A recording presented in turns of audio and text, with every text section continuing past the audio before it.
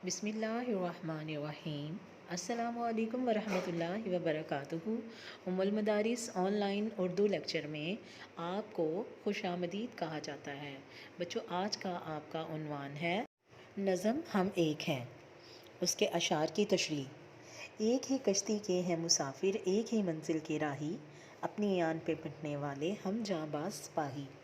बंद मुट्ठी की सूरत बाहम हम एक हैं, हम एक हैं, इस परचम के साए तले हम एक हैं, हम एक हैं।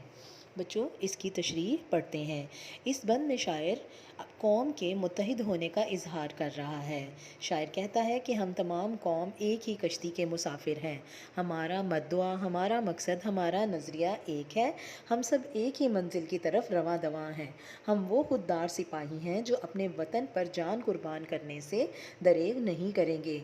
जिस तरह आपने देखा है कि 5 उंगलियां इकट्ठा होकर एक मुक्के की हैसियत इख्तियार कर लेती हैं, इसी तरह हम सब पाकिस्तानी एक मुट्ठी की मानिंद है। हमारी मिसाल एक बंद मुट्ठी के जैसी है।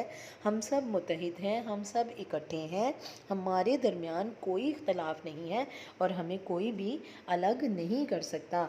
हम सब कौमों से बरतर कौम हैं, हम एक अलहदा कौम हैं। अब इस नज़म का मरकज़ी ख़याल देखते हैं। इस नज़म में शायर ने पाक वतन की आन बान शान वक़ार और कौमी अज़मत के लिए इत्तेहाद, इत्तेफाक और यकजहती का इजहार किया है। जिस तरह शायर कहता है कि जिस तरह चमन के सारे फूल एक हैं, इसी तरह हमारे दुख सुख मंजिल सब कुछ एक है। कौमी नज़म किसे कहा जाता है? ऐसी नज़म जिसमें कौम के हवाले से बात की गई हो।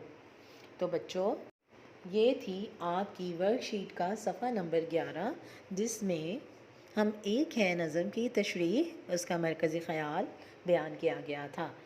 उम्मीद है आपको अच्छे तरीके से समझ आ गई होगी। आपने इस सफ़ा को तहरीर करना है और इसके बाद आपने इसको सेंड कर देना है। उम्मीद है आप बहुत अच्छे तरीके से इसको समझेंगे और समझकर तहरीर करेंगे। अल्लाह ताला आप सबका हामी व नासिर हो। अल्लाह हाफ़िज़।